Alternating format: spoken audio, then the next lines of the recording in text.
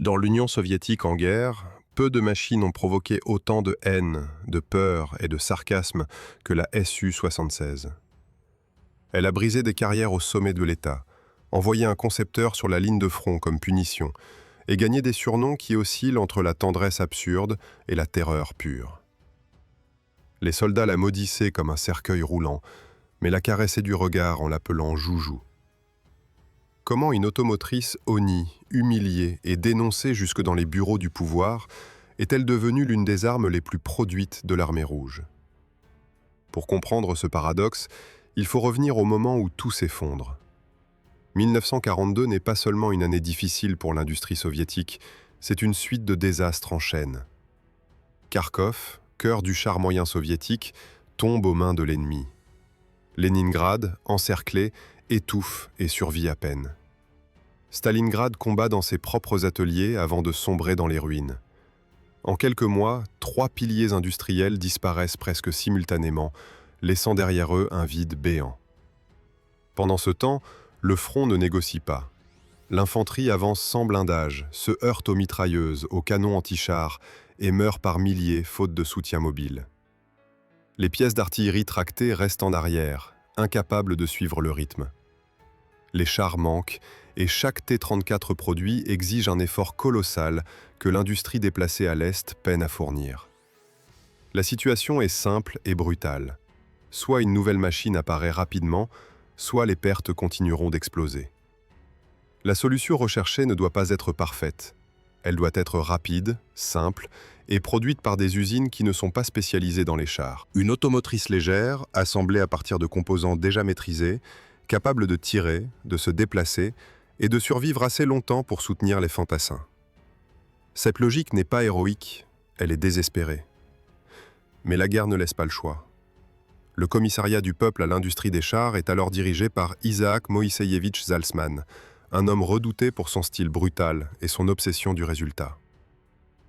Zalsman ne demande pas une belle machine, il exige une solution immédiate.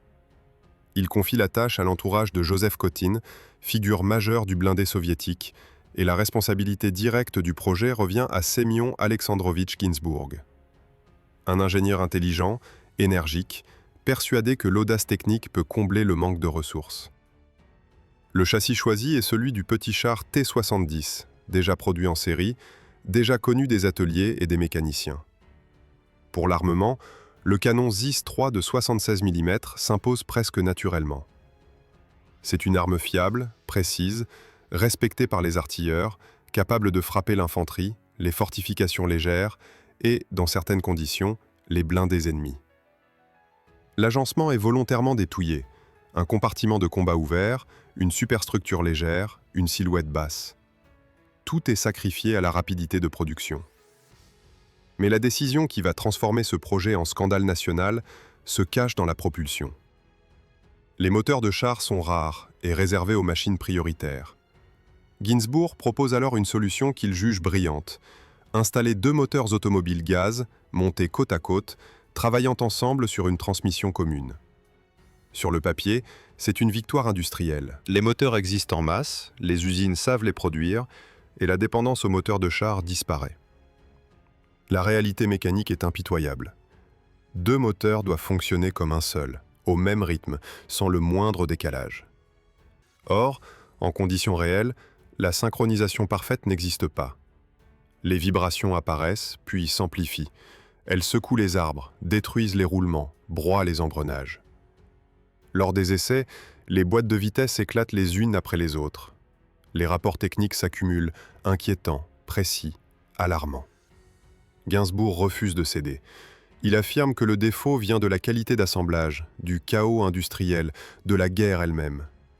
Il promet que les usines apprendront, que les mécaniciens s'adapteront, que le problème disparaîtra avec l'expérience. Le temps presse, le front réclame des machines et Moscou accepte le risque. En décembre 1942, la Su-76 entre en production. C'est à partir de ce moment que la machine cesse d'être un projet pour devenir une tragédie roulante. Car ce qui va se passer sur les routes et dans les unités ne ressemble en rien au calcul des bureaux d'études et va déclencher une vague de colère qui atteindra jusqu'au sommet du pouvoir. Lorsque les premières Su-76 quittent les usines et rejoignent les régiments d'artillerie automotrice en formation, l'optimisme officiel s'effondre presque instantanément. Sur le papier, ces unités doivent devenir l'outil idéal d'appui direct de l'infanterie. Dans la réalité, elles se transforment en colonnes immobilisées au bord des routes, attirant l'attention non par leur feu, mais par leur incapacité à avancer. Dès les premiers déplacements de plusieurs dizaines de kilomètres, les pannes se multiplient. Les transmissions cèdent sans combat, parfois après quelques heures de marche seulement. Les équipages décrivent la même scène encore et encore. Une vibration sourde apparaît, le levier de vitesse devient dur, puis un bruit métallique sec annonce la fin. La machine s'arrête. Plus rien ne bouge. Impossible de réparer sur place. Les pièces sont détruites, pas usées. Les mécaniciens n'ont rien à ajuster, rien à resserrer. Il faut remplacer, mais il n'y a rien pour remplacer. Très vite, les routes arrière se couvrent de SU abandonnés. Certaines attendent des tracteurs qui n'arriveront jamais. D'autres sont sabotés par leurs propres équipages pour éviter la capture. Les commandants de régiments envoient des rapports de plus en plus alarmants. Ils parlent de pertes sans combat, d'unités paralysées avant même le premier tir, d'hommes épuisés qui passent leur nuit sous les châssis au lieu de dormir ou de se préparer à l'assaut. La situation devient critique au début du printemps 1943. Plusieurs régiments censés entrer en action se retrouvent incapables de remplir leur mission. L'infanterie, qui comptait sur ce soutien, avance sans couverture ou attend inutilement. Les délais s'allongent, les opérations perdent leur rythme et chaque retard coûte des vies. Ce n'est plus un problème technique, c'est un problème opérationnel. Les surnoms apparaissent presque naturellement. Les soldats ont toujours baptisé leur machine, mais ici les mots sont lourds de sens. Certains parlent d'un Ferdinand nu, ironisant sur la silhouette de la machine sans sa protection. D'autres utilisent une expression plus sombre, celle d'une fosse commune pour 4 hommes. Pourtant, dans ce flot de sarcasme et de colère, surgissent aussi des noms étrangement tendres. Joujou, Colombine. Comme si l'ironie servait à masquer la peur et l'habitude de vivre avec un engin capricieux, dangereux, mais omniprésent. Les tentatives d'amélioration commencent immédiatement. Pour répondre aux plaintes concernant la vulnérabilité de l'équipage, une plaque de toit est ajoutée au compartiment de combat. Elle protège partiellement contre les éclats et les tirs plongeants, mais elle aggrave un autre problème. Le poids supplémentaire augmente encore la charge sur une transmission déjà fragile. Les pannes ne diminuent pas, elles changent simplement de forme. À Moscou, les télégrammes s'accumulent. Ils ne viennent plus seulement des unités, mais aussi des états-majors d'armée. Le ton devient de plus en plus dur. On parle de sabotage involontaire, d'irresponsabilité, de décisions prises sans validation suffisante. La machine qui devait sauver des vies commence à en coûter davantage, et sans même affronter l'ennemi. Ginsburg continue de défendre son projet. Il affirme que les usines produisent trop vite, que les tolérances ne sont pas respectées, que la formation des mécaniciens est insuffisante. Il n'a pas entièrement tort. Le chaos industriel de la guerre provoque des défauts partout. Mais dans ce cas précis, les ingénieurs commencent à comprendre que la source du mal est plus profonde. Le principe même de la propulsion à 2 moteurs impose des contraintes impossibles à maîtriser dans des conditions de production de masse. Pendant ce temps, la production ne s'arrête pas. Les chaînes continuent de livrer des centaines de machines. Chaque sortie d'usine est à la fois une promesse et une menace. Plus les chiffres augmentent, plus le scandale devient impossible à cacher. Les chefs militaires exigent une décision claire, corriger ou arrêter. Au début de l'été 1943, l'affaire atteint enfin le niveau le plus élevé. Les rapports arrivent sur le bureau de celui dont la vie ne se discute pas. Les mots sont choisis avec prudence, mais la conclusion est évidente. La Su-76, dans sa forme actuelle, est un échec dangereux. La réaction ne se fait pas attendre. Elle est brutale, immédiate, et va frapper non seulement la machine, mais les hommes qui l'ont portée. Des carrières entières vont s'effondrer en quelques heures, et l'un des concepteurs sera envoyé là où les rapports décrivent l'horreur qu'il a contribué à créer. Lorsque la décision tombe, Elle ne ressemble pas à une discussion technique ni à une papite qui a calmement comprendre la situation. Elle ressemble à un verdict. La production de la Su-76 est arrêtée net. Les chaînes s'immobilisent, les ateliers se figent, et des milliers de machines déjà sorties des usines deviennent soudain le symbole d'une erreur devenue trop visible pour être ignorée. Le décret du comité d'État est rédigé dans un ton d'une dureté exceptionnelle. Il ne laisse aucune place à l'interprétation. La responsabilité est clairement désignée. Le commissaire du peuple à l'industrie des chars est relevé de ses fonctions. Un homme qui, quelques semaines plus tôt encore, dirigeait l'un des secteurs les plus stratégiques de l'économie de guerre, se retrouve brutalement écarté. Sa chute est rapide, publique, humiliante. Dans le système soviétique, ce genre de sanction équivaut à un avertissement pour tous les autres. Mais la décision la plus lourde de sens concerne le concepteur principal. Il n'est ni arrêté, ni envoyé dans un bureau secondaire. Le pouvoir choisit une autre voie, bien plus cruelle dans sa logique. Il est affecté au front, directement au sein d'une brigade blindée, avec une mission simple et terrible à la fois. Voir de ses propres yeux ce que ces machines provoquent. Les réparer sous le feu. Partager le sort de ceux qui montent à bord de ces engins qu'il a défendus jusqu'au bout. À partir de ce moment, la Su-76 cesse d'être seulement un projet industriel. Elle devient une affaire humaine, une question de responsabilité personnelle. Les mécaniciens de campagne, les conducteurs, les chefs de pièce n'ignorent rien de ce qui s'est passé à l'arrière. Les rumeurs circulent vite. Ils savent que quelqu'un, très haut placé, a payé pour leur souffrance. Cela ne répare pas les transmissions brisées, mais cela change le regard porté sur la machine. Pourtant, malgré l'arrêt officiel, personne ne peut se permettre de jeter la Su à la ferraille. La réalité du front est implacable. L'infanterie a besoin d'appui direct. Les chars moyens sont trop rares et trop précieux pour accompagner chaque attaque locale. L'artillerie tractée ne suit pas le rythme. Il faut quelque chose, même imparfait. Et la Su-76, aussi problématique soit-elle, existe déjà en grand nombre. Une nouvelle équipe d'ingénieurs reprend le dossier. Les ordres sont clairs. Il ne s'agit plus de défendre un concept élégant ou audacieux. Il faut sauver ce qui peut l'être. Simplifier, alléger, éliminer tout ce qui aggrave la fiabilité. Très vite, un constat s'impose. Le principal ennemi de la transmission, ce n'est pas seulement la synchronisation des moteurs, c'est le poids excessif pour une mécanique aussi fragile. Les décisions prises sont radicales. La protection est sacrifiée sans détour. Le toit récemment ajouté est retiré. Les plaques latérales sont amincies. L'arrière du compartiment de combat est ouvert presque entièrement. La machine perd ce qui lui donnait une illusion de sécurité. Mais elle gagne une chose essentielle. Un peu de répit pour sa transmission. Un peu plus de chance d'atteindre la ligne de front sans tomber en panne. Les ingénieurs introduisent également des éléments amortisseurs, modifient les supports moteurs, remplacent certaines commandes rigides par des transmissions plus souples. Ce ne sont pas des solutions miracles, mais elles réduisent les vibrations les plus destructrices. La Su renaît sous une forme nouvelle, plus légère, plus bruyante, plus exposée, mais enfin capable de remplir sa mission principale. C'est à ce moment précis que le regard des soldats commence lentement à changer. La machine reste dangereuse pour son équipage, mais elle arrive enfin là où on l'attend. Elle tire. Elle avance avec l'infanterie.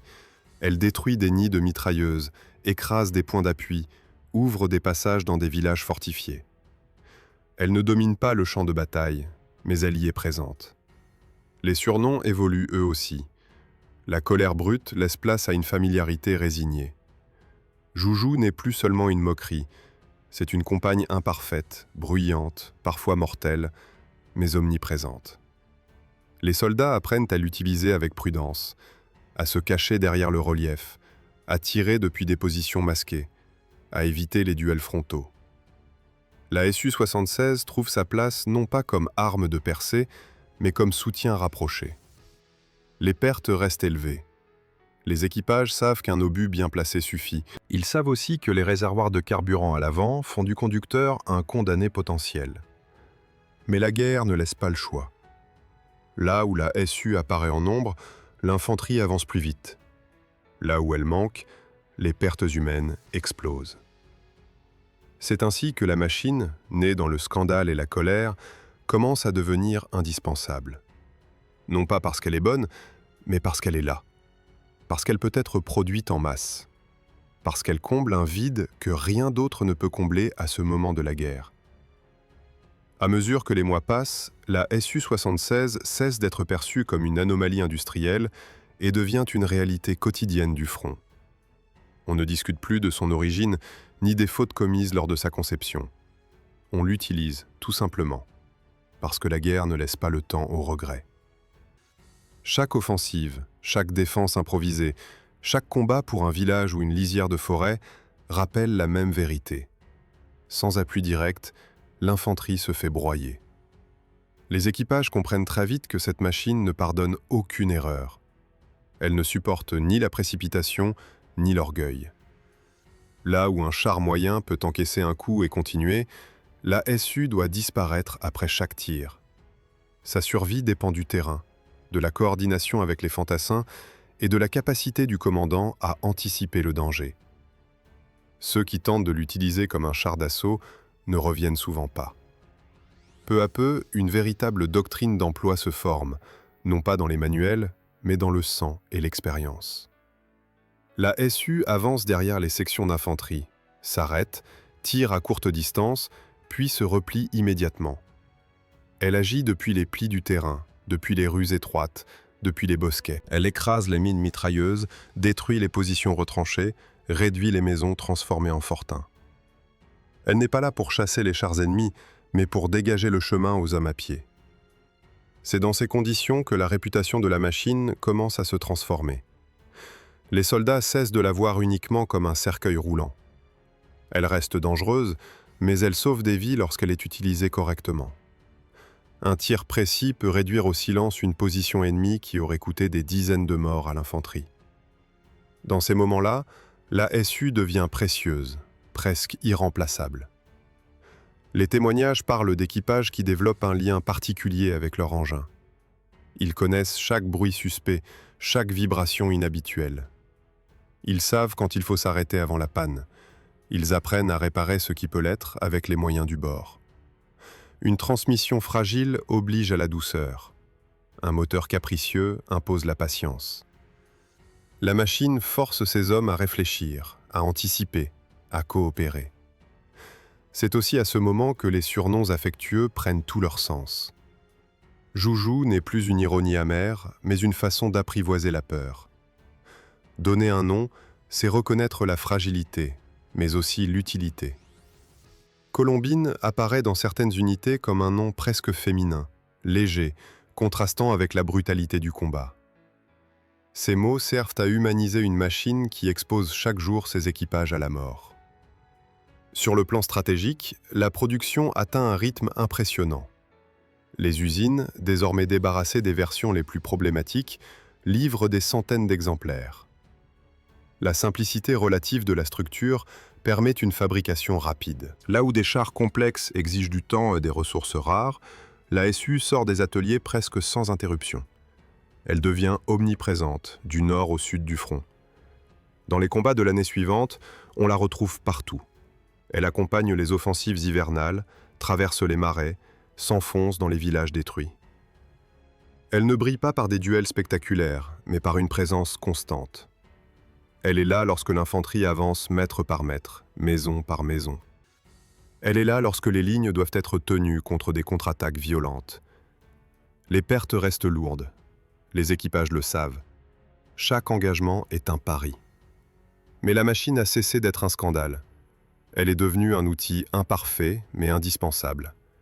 Les commandants l'intègrent dans leurs plans. Les fantassins apprennent à se coller à elle, à profiter de son feu, à la protéger des menaces les plus proches. À la fin de la guerre, les chiffres parlent d'eux-mêmes. La Su-76 devient l'un des véhicules de combat les plus produits de l'armée rouge. Ce n'est pas un hommage à sa perfection, mais à sa nécessité. Elle incarne une vérité brutale. Parfois, la victoire ne repose pas sur les meilleures machines, mais sur celles que l'on peut construire vite, en grand nombre, et envoyés là où il n'y a rien d'autre. La machine qui avait provoqué la colère du sommet du pouvoir, détruit des carrières et semé la méfiance, termine la guerre toujours en service. Elle avance jusqu'au cœur de l'Europe, non pas comme un symbole de puissance, mais comme celui d'une adaptation forcée, douloureuse, mais efficace. Lorsque la guerre entre dans sa phase finale, la Su-76 n'a plus rien d'une nouveauté expérimentale. Elle est devenue un élément banal du paysage du front, presque invisible par habitude, mais omniprésente par nécessité. Là où les chars lourds sont réservés aux percées majeures et où les moyens manquent pour couvrir chaque secteur, ce sont ces machines légères qui accompagnent l'infanterie dans la majorité des combats. À ce stade, les équipages ne se font plus d'illusions. Ils savent exactement ce que leur engin peut faire et surtout ce qu'il ne doit jamais tenter. Les attaques frontales contre des blindés ennemis sont évitées, les duels à longue distance sont proscrits. La SU se cache, attend, frappe vite et se déplace aussitôt. Chaque action repose sur la coordination avec les fantassins, qui signalent les cibles et protègent la machine des menaces rapprochées. Dans les combats urbains, son rôle devient particulièrement important. Les rues étroites, les ruines et les angles morts réduisent l'avantage des blindés lourds adverses. La SU se faufile là où d'autres véhicules hésitent. Un tir bien placé suffit à faire taire un canon anti-char ou à effondrer une façade transformée en position de tir. Dans ces conditions, la fragilité de la machine est compensée par la proximité constante de l'infanterie, qui forme une sorte de bouclier humain autour d'elle. Les récits de vétérans évoquent souvent cette relation particulière.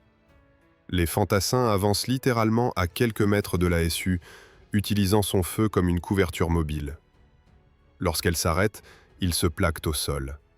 Lorsqu'elle tire, ils se lèvent et progressent. Ce ballet dangereux se répète des centaines de fois, parfois sous un feu intense. La machine n'est plus seulement un outil, elle devient un point d'appui autour duquel s'organise l'action. Malgré cela, les pertes continuent. Chaque obus ennemi rappelle brutalement la réalité. Un impact suffit, les réservoirs avant restent une menace constante. Les éclats tombant dans le compartiment ouvert provoquent des blessures terribles. Les équipages savent qu'ils jouent leur vie à chaque engagement. Mais la guerre est arrivée à un point où le calcul est simple. Avancer avec la SU coûte moins de vie que d'avancer sans elle. Sur le plan industriel, la production atteint des chiffres que peu de machines peuvent revendiquer. Les usines, désormais rodées, livrent sans interruption. La SU devient la seconde machine de combat la plus produite de l'armée rouge. Ce chiffre impressionne, mais il dit surtout autre chose. Il montre à quel point le commandement a accepté ses défauts en échange de sa disponibilité. La quantité l'emporte sur l'élégance technique. Dans les derniers mois du conflit, on la retrouve dans toutes les grandes offensives. Elle traverse la Pologne, combat en Prusse orientale, franchit des rivières sous le feu, progresse dans des villes dévastées. Elle n'est jamais au centre des récits héroïques, mais toujours présente en arrière-plan, là où l'infanterie se bat mètre après mètre. Elle ne gagne pas les batailles à elle seule, mais elle rend certaines avancées possibles.